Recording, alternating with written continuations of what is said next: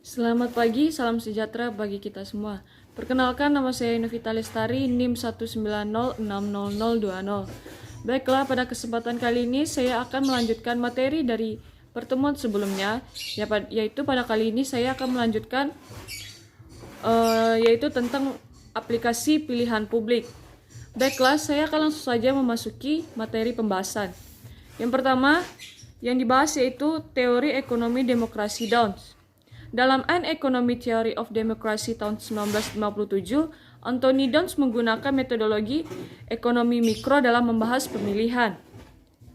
Dampak dari tulisan tersebut ialah beralih peran teori politik demokrasi diganti dengan istilah-istilah ekonomi. Pemerintah diganti arti dan fungsinya sebagai pemasok dari kebijakan-kebijakan dan pelayanan pemerintah, sedangkan politisi disamakan dengan pedagang yang menukarkan jasa-jasa dengan dukungan politik. Pilihan diibaratkan sebagai konsumen yang menggunakan hak pilihnya layaknya rupiah untuk mengapresiasikan tuntunan politik sebagai sarana sebagai pembeli yang menukarkan hak pilihnya untuk jasa-jasa yang disediakan publik. Nah, dalam analisisnya, Don mengasumsikan bahwa individu-individu, walau memegang berbagai peran politik yang berbeda, tanpa ada pengecualian, diasumsikan termotivasi oleh kepentingan pribadi dan siap melakukan pertukaran untuk mengejar kepentingan diri masing-masing. Dan menurut Don juga, pemilihan menghasilkan hasil tunggal untuk semua, yaitu di mana sebuah partai berkuasa dan seperangkat kebijaksanaan. Sehingga dari hasil studinya, Downs menyimpulkan bahwa pemilihan pada umumnya mempunyai karakteristik barang publik. Karena hasil dari suatu pemilihan biasanya memisahkan atau membatasi keuntungan dan kerugian yang diasosiasikan dengan partisipasi. Sehingga dalam kasus seperti ini, jika ada biaya-biaya yang diasosiasikan dengan partisipasi, akan ada insentif bagi orang untuk membonceng alias tidak membayar. Dan dalam dunia politik kepartaian, Downs melalui median voter theorem memperlihatkan bagaimana partai-partai politik cenderung bergerak ke tengah spektrum politik. Dan menurut teori ini, kedua calon akan menyatu ke preferensi pemilihan median jika pemilihan antara dua calon ditentukan oleh aturan mayoritas yang lebih peduli terhadap sebuah isu terhadap isu tunggal, dan jika informasi yang dimiliki pemilih tentang calon dan informasi yang dimiliki calon tentang pemilih sempurna. Jika semua warga ikut dalam pemilihan, jika tidak ada batasan terhadap strategi calon. Nah, dan walaupun karya Don mendapat banyak pujian, kelemahannya juga ada, karena dalam model median voter yang dikembangkannya, Don mengasumsikan bahwa kepentingan konstituen terwakili secara akurat oleh institusi-institusi demokratik, dan legislator secara akurat juga mewakili kepentingan konstituen. Representasi seperti ini mungkin tidak membawa calon terpilih pada kebijakan yang paling disukai median voters, karena kelompok-kelompok kepentingan khusus memiliki bobot politik yang lebih berat, bukan proporsional terhadap jumlah pemilih, seperti halnya orang kaya yang memiliki output sektor privat yang lebih besar dibanding kelompok masyarakat miskin. Begitu juga kelompok-kelompok terorganisasi memiliki bagian sektor publik yang lebih besar dibanding mereka yang tidak terorganisasi. Nah, pendekatan pilihan publik yang dikembangkan Downs mengimplikasikan bahwa dalam mengikuti dunia politik, orang harus melakukannya dengan serius. Tidak bisa dilakukan secara sambil lalu. Sehingga insentif untuk bertindak tidak peduli jarang dijumpai dalam sektor swasta. Jika Anda ingin membeli sebuah mobil, misalnya hampir dipastikan Anda akan berusaha mencari informasi tentang berbagai karakteristik mobil yang Anda yang inginkan. Dan kalau mobil yang dibeli sesuai dengan karakteristik yang Anda inginkan, Anda akan untung. Akan tetapi kalau Anda keliru, Anda akan buntung. Dan dalam voting tidak demikian halnya. Tidak ada insentif yang mengetahui siapa dan bagaimana karakteristik calon legislatif atau presiden yang akan kita pilih. Selanjutnya yaitu materi tentang kalkulasi politik Buchanan dan Tulloch. Menurut Ordesok, karya Buchanan dan Tulloch merupakan batu pijakan dalam penelitian ekonomi politik.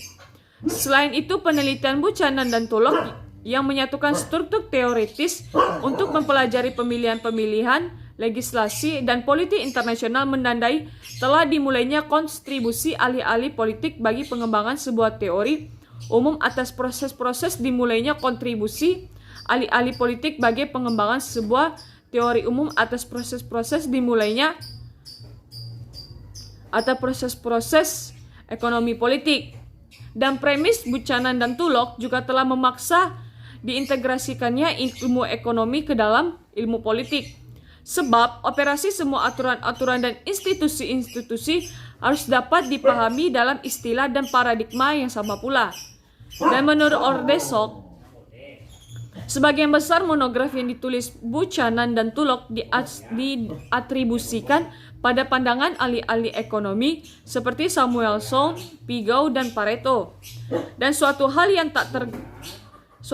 tak terelakkan yaitu sejak munculnya The Calculus of Consent, di mana ilmu-ilmuwan politik secara familiar dengan kurva-kurva permintaan dan penawaran dan kurva indifference, juga kurva elastisitas, keseimbangan pasar, efisien barang publik dan privat, surplus konsumen dan sebagainya. Nah, selanjutnya kita akan membahas yaitu logika tindakan kolektif Mancur Olson. Olson telah merevisi cara pandang pakar-pakar politik tentang kelompok kepentingan politik, teori neo-Marxis dan kuluk revolusi. Dalam tulisannya, Olson mengkritik pendekatan yang dipakai oleh aliran pluralisme dan Marxisme yang mengabaikan masalah tindakan kolektif untuk kelompok-kelompok dan kelas-kelas dalam masyarakat. Olson tidak setuju dengan rasionalitas organisasi kelompok kepentingan sebagai mekanisme utama untuk mentranslasikan preferensi-preferensi ke kebijakan di antara pemilihan-pemilihan. Dan dalam mempelajari kelompok kepentingan, Olson mengamati perilaku individu-individu di pasar di mana aktor memiliki insentif untuk bertindak dalam perilaku strategis. Dan kajian Olson tentang logika tindakan kolektif menekankan bahwa berorganisasi itu ada biayanya, sedangkan hasilnya akan dinikmati oleh semua orang baik yang ikut ambil bagian dalam tindakan kolektif ataupun tidak. Atas pertimbangan seperti ini, daripada susah ikut bergabung dalam suatu tindakan kolektif, adalah lebih rasional bertindak sebagai pendompleng. Ini salah satu permasalahan utama dalam agregasi preferensi individu yang dihadapkan pada preferensi sosial. Nah, selain oleh Olson, sejak tahun 1965 juga banyak studi tentang kelompok-kelompok kepentingan, baik yang dilakukan sesuai dengan perspektif ekonomi maupun perspektif pilihan publik. Dan ini berarti bahwa masalah-masalah organisasi yang dihadapi oleh buruh lebih besar dari masalah yang dihadapi pemilik kapital. Selanjutnya kita akan membahas tentang pengaruh kajian aksi kolektif Olson. Upaya Olson mengidentifikasi kondisi-kondisi yang kondusif bagi aktif kolektif, besar pengaruhnya dalam riset politik dan sosiologi. Yang jelas logika aksi kolektif berperan besar bagi studi-studi aplikasi teori pilihan publik positif lainnya. Selain juga karya Pumpkin, juga ada tulisan yang senada yang melihat bahwa intervensi pemerintah jarang mempromosikan kebijakan harga yang menguntungkan petani-petani kecil, yaitu karya Robert Habeck, yaitu dalam judulnya yaitu Market and States in Tropical Africa, The Political Basis of Agricultural Policies tahun 1981. Dan selanjutnya itu dampak keputusan kolektif. Bagaimana dampak dari suatu tindakan kolektif terhadap kelompok A dan kelompok B banyak sekali, dan 3 diantaranya adalah yang pertama, Kesejahteraan kedua kelompok makin baik, di mana seperti dilihat oleh perpindahan dari titik E ke titik F, di mana di sini tindakan kolektif telah menghasilkan berbagai perbaikan Pareto, di mana kedua kelompok keadaannya lebih baik dibanding keadaan sebelumnya. Dan hal ini dimungkinkan karena melalui tindakan kolektif bisa dihasilkan program-program kebijaksanaan yang tepat dan adil untuk kedua kelompok dan dilaksanakan dengan efisien. Dan yang kedua, kesejahteraan kedua kelompok justru semakin buruk dan diperlihatkan oleh perpindahan dari titik E ke titik G. Karena dalam kasus ini, kedua kelompok tidak berhasil merancang suatu tindakan kolektif dengan baik dan program-program kebijakan tidak dilakukan dengan efisien. Dan dalam bahasa orang-orang sosial, kedua kelompok tidak memiliki modal sosial yang memadai sehingga tidak mampu merancang program kebijakan dan melaksanakan kebijakan dengan efisien. Yang ketiga adalah kesejahteraan kelompok yang satu, di mana katakanlah kelompok A makin baik, sementara kesejahteraan kelompok B makin rendah, diperlihatkan oleh perpindahan dari E ke H. Dan dalam kasus ini, aksi kolektif menghasilkan kebijakan yang lebih berpihak kepada kelompok A, tetapi merugikan kelompok B. Dan banyak cara untuk membuat keputusan dan tindakan kolektif. Ada yang menggunakan cara tradisional, yang lainnya bersifat monarki, dan negara-negara yang lebih maju dengan pemerintahan representatif. Nah, dan jelas bahwa keputusan yang dilandaskan pada sistem aturan mayoritas tidak menjamin terjadinya Pareto optimum, yaitu tercapainya perbaikan kesejahteraan bagi semua kelompok masyarakat yang tidak membuat salah satu kelompok masyarakat lainnya menderita. Selanjutnya kita akan membahas teori petani rasional pumpkin. Salah satu aplikasi ekonomi politik baru, khususnya menurut perspektif pilihan publik yang paling populer dalam masyarakat petani di negara-negara dunia ketiga, adalah hasil dari Samuel L. Pumpkin dalam The Rational Peasant, The Political Economy of Rural Society in Vietnam tahun 1978.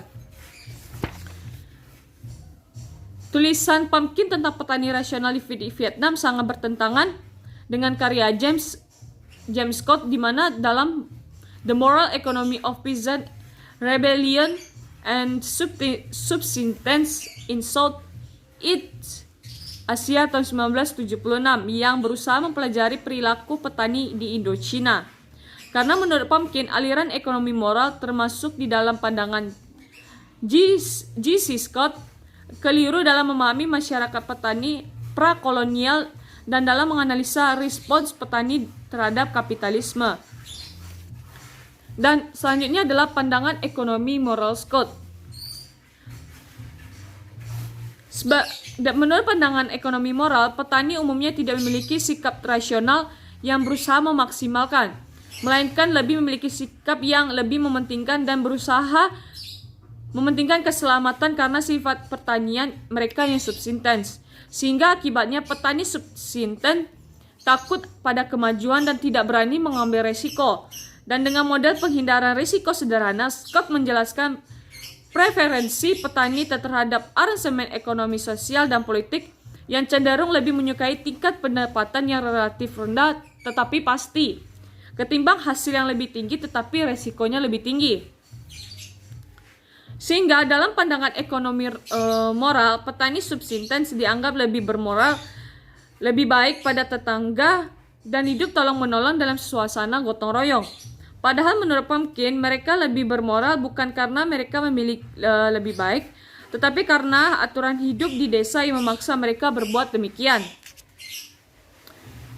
Nah, masyarakat petani subsistens lebih berorientasi ke dalam, yang dimana artinya dasar berpijak tindakan petani secara perorangan lebih dipengaruhi oleh kelompok, tatanan, dan kelembagaan yang didasarkan pada hubungan yang sangat erat dan bersifat personal di antara individu-individu dalam masyarakat.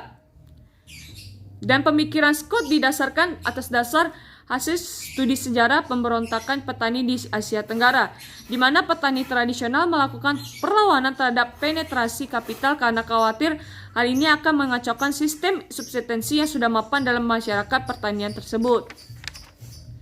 Selanjutnya adalah Repsek Pumpkin untuk memajukan petani. Menurut Pumpkin, ajaran tentang moral petani lebih buruk dari penjajahan dan kapitalisme. Dengan moral petani, tidak ada hasil yang dapat dikumpulkan, dan dengan demikian juga tidak ada harta yang bisa dihancurkan. Tidak ada hasil yang dapat dikumpulkan, dengan demikian juga tidak ada harta yang bisa dihancurkan. Lebih lanjut, Pumpkin menilai bahwa aliran ekonomi moral terlalu melebih-lebihkan aspek kebaikan hati dari hubungan patron-klien, yang dimana nyatanya orang besar atau big man, landlord, dan patron lebih sering memanipulasi petani. Nah, berbeda dengan pandangan ekonomi moral, Pumpkin menilai bahwa petani tradisional di Asia Tenggara melakukan tindakan ekonomi atas dasar prinsip-prinsip rasional.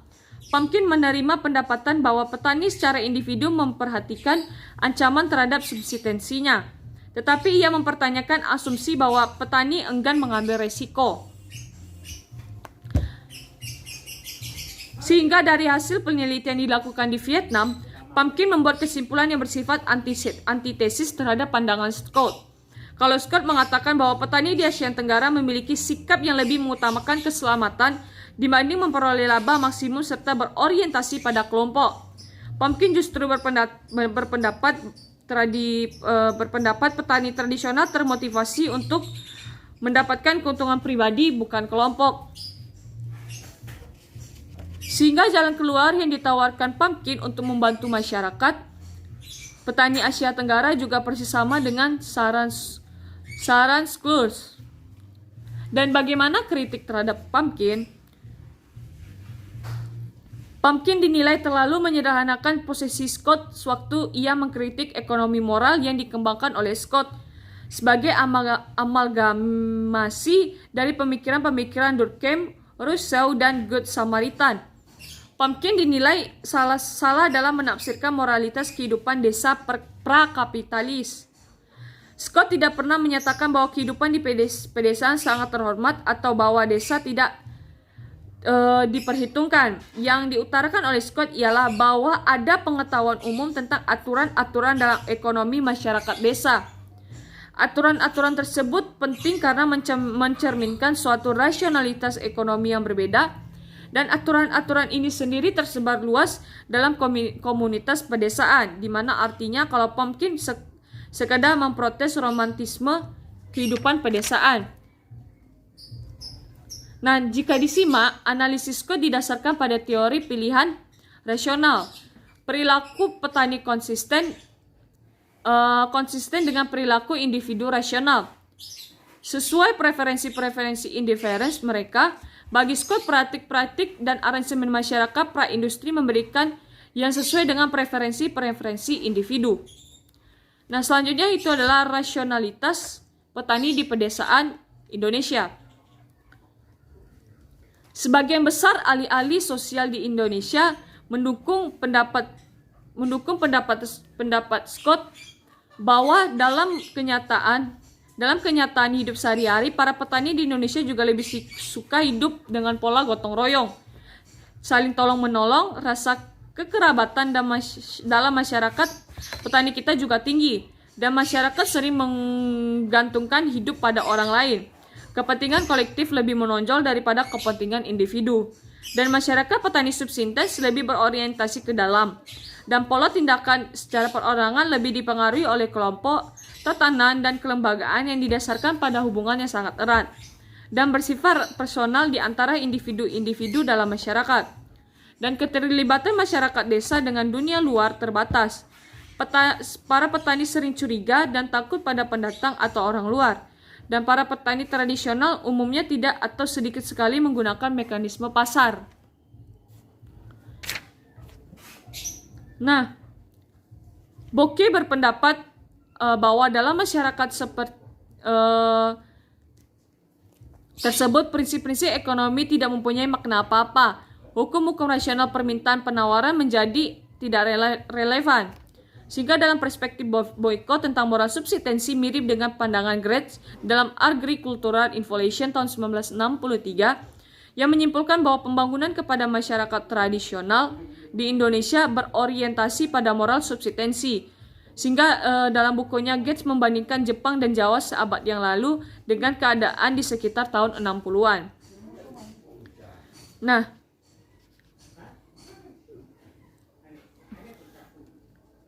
di sini ada baiknya bahwa merujuk kembali pada pendapat Profesor Dr. Sumitro Chojo Haji Kusumo almarhum yang dimuat pada harian Kompas pada 5 Februari 1987. Dalam tulisannya beliau almarhum mengingatkan agar kita lebih berhati-hati dalam menerima dalil-dalil ekonomi, terutama dalil-dalil ekonomi yang dipelopori oleh Profesor Dr. J.H. Boyke yang dalam pandangan Sumitro dianggap terlalu pesimis terhadap kemungkinan perubahan-perubahan ekonomi dan sosial di pedesaan Indonesia. Baiklah, hanya itu materi yang bisa saya sampaikan. Apabila saya memiliki kesalahan kata, kesalahan dalam memahami materi atau kesalahan dalam menyampaikan materi, saya mohon maaf. Baiklah, terima kasih. Selamat pagi.